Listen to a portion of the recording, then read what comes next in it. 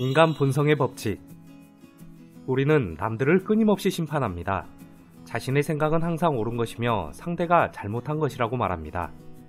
상대가 나처럼 생각하고 행동하기를 바라면서 그들을 바꾸고 싶어 합니다. 하지만 우리는 그렇게 될 수 없음을 너무나 잘 알고 있습니다. 지금부터 우리는 타인을 하나의 현상처럼 대해야 합니다.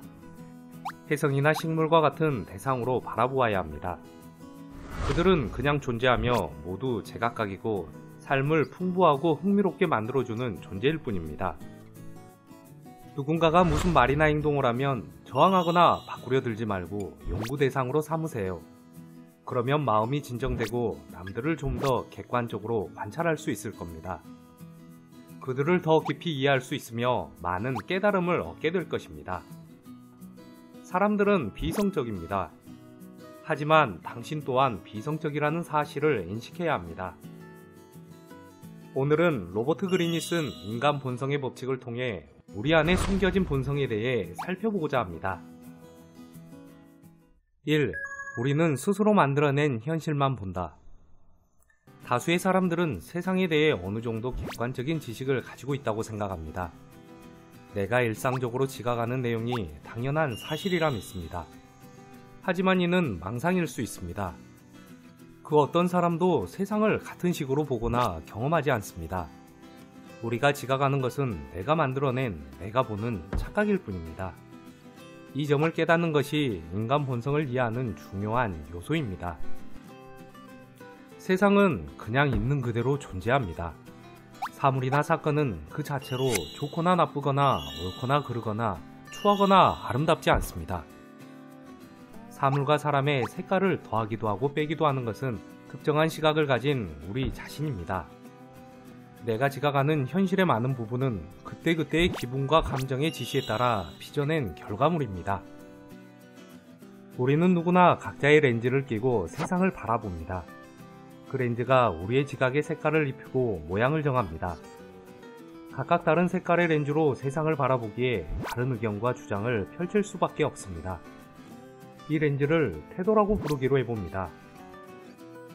스위스의 심리학자 칼 융은 태도를 다음과 같이 정의했습니다. 태도란 특정한 방식으로 행동 또는 반응하려는 정신의 준비 상태다. 태도를 가지고 있다는 것은 뭔가 확고한 것에 대해 준비되어 있다는 뜻이다. 누구나 각자의 태도에 따라 똑같은 사건이나 사물이라도 각각 다르게 보고 다른 반응을 내놓습니다. 태도는 우리의 지각에 색칠을 할 뿐만 아니라 우리 생에 일어나는 많은 일들을 직접 결정합니다. 결국 100년 남짓 살아가는 인간은 현재라는 제한된 틀 안에서 사물을 해석할 수밖에 없습니다. 과거 100% 진실이라고 확신했던 것들이 이웃세대에 의해 거짓으로 판명되는 일들을 볼 수 있을 겁니다. 타인의 의견에 귀를 더 기울여 보세요. 2. 공격성은 모든 인간에게 잠재되어 있다. 사람들은 보통 세상을 향해 최선의 얼굴만 보여주려 합니다. 적대감이나 권력욕, 내면의 불안, 우월해지고 싶은 욕구 등은 감추고 보여주지 않습니다. 공격성 역시 마찬가지입니다. 모든 인간에게 잠재되어 있지만 어떻게든 숨기고 있는 것입니다. 공격성은 인간이라는 종에 새겨져 있는 특징 중 하나입니다. 우리가 지구상에서 발군의 동물이 된 것은 바로 이 공격적인 에너지 때문입니다. 환경을 바꾸고 어떤 문제를 공략하고 불의에 맞서며 대규모로 무언가를 만들어내는 과정에서 공격성을 떼어낼 수 없습니다. 공격이라는 단어의 라틴어어는 앞으로 내딛다라는 뜻입니다. 지금도 우리는 무언가를 만들어내거나 변화시키려고 할 때 이 에너지를 활용하고 있습니다. 앞으로 나아가기 위해 공격성을 이용합니다. 인간이 가진 공격적 에너지는 부정할 수도 억누를 수도 없습니다. 인간의 본성이기 때문에 어떤 식으로든 드러납니다. 공격성은 동전의 양면과도 같습니다. 부정적으로 사용하면 반사회적인 행동을 한다거나 남들을 함부로 다루게 만들 수도 있습니다. 다만 이 에너지를 통제해 생산적이고 긍정적인 목적으로 사용할 수도 있습니다. 인간의 공격성은 단순히 남을 해치거나 남의 것을 빼앗고 싶은 충동으로부터 비롯된 것이 아니라 근원적 불안으로부터 유래했습니다. 다른 동물과 달리 인간은 영원 불멸의 존재가 아니고 언제든 죽을 수 있다는 사실을 자각합니다. 그래서 우리는 불안함을 상쇄시키려 삶의 많은 부분을 통제하려 합니다. 통제하려는 과정에서 공격적 욕망을 드러내는 것이죠. 여러분 역시 다른 사람들에게 뭔가 영향을 미치고 싶고 권력을 갖고 싶은 욕구를 가지고 있다는 사실을 스스로 인정할 필요가 있습니다. 기술이 발달하면서 우리의 공격적 욕망을 표현하고 충족시키는 일은 더 쉬워졌습니다. 물리적으로 사람들을 대면할 필요가 없는 인터넷상에서는 그만큼 더 적대적이고 공격적인 논쟁이 오갑니다. 우리의 공격성을 인정할 때에만 그것을 넘어설 방법을 생각해 볼 수 있습니다. 타고난 강한 에너지를 길들이고 절제해 보세요. 분명 대단한 일들을 이루는데 큰 힘이 될 것입니다. 3. 인간의 운명인 죽음을 생각하라. 죽음이 코앞으로 다가오면 온몸이 그 위협에 반응하면서 정신이 번쩍 듭니다.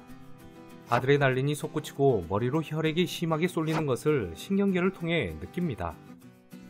그 덕분에 마음은 훨씬 높은 수준의 집중이 가능해지고 전에는 보지 못했던 사소한 것들까지 보게 됩니다. 인간에게 문제는 내가 죽을 것이라는 사실을 스스로 안다는 데 있습니다. 하지만 이런 자각을 더 멀리까지 밀고 나가는 것을 두려워합니다. 우리 의식의 목적은 언제나 최대한 먼 곳까지 가보는 것입니다.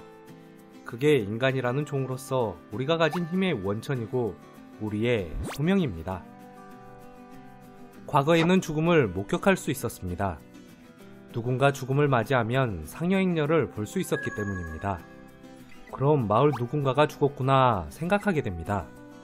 또한 닭을 잡고 돼지로 각종 행사를 치르며 다른 생명의 죽음을 목격할 수도 있었습니다.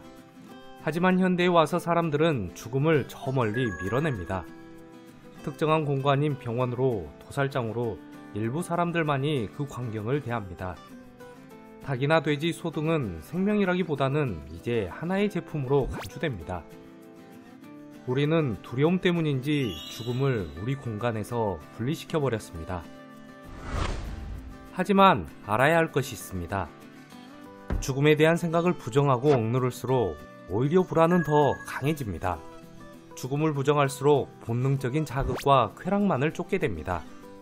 죽음에 대한 생각을 잠시 잊어버리면 죽음으로부터 자유로워질 수 있다고 착각하게 됩니다. 반면 죽음에 대한 생각을 마주하면 오히려 더 살아있다고 느끼게 되는 역설적 효과가 있습니다. 죽음이라는 현실과 연결됨으로써 우리는 삶의 충만함과 현실에 더 깊이 연결됩니다. 영국의 수필가 윌리엄 해즐릿은 말합니다. 죽음을 혐오하는 정보는 헛되게 살았다는 인식에 비례한다고 말입니다. 인생이 짧다는 것을 자각하고 있으면 매일매일 해야 할 일이 더 분명해집니다. 이루어야 할 목표, 완수해야 할 프로젝트, 껄끄러운 인간관계를 더욱 효과적으로 개선할 수 있습니다. 인생의 불확실성을 고려하면 이번이 나의 마지막 프로젝트, 지구에서의 마지막 싸움일지도 모르기 때문에 우리는 내가 하는 일에 온전히 전념할 수 있습니다. 이렇게 지속적으로 자각을 갖고 있으면 정말로 중요한 게 무엇인지 볼 수 있고 사소한 싸움이나 격가지 과제는 그냥 집중을 방해할 뿐임을 알게 됩니다. 끝으로 인생은 우리가 통제할 수 없는 영역이 존재한다는 사실을 인정해야 합니다. 여러분은 병에 걸리고 몸이 아프게 될지 모릅니다. 언젠가는 사랑하는 사람과 이별하게 될 것입니다.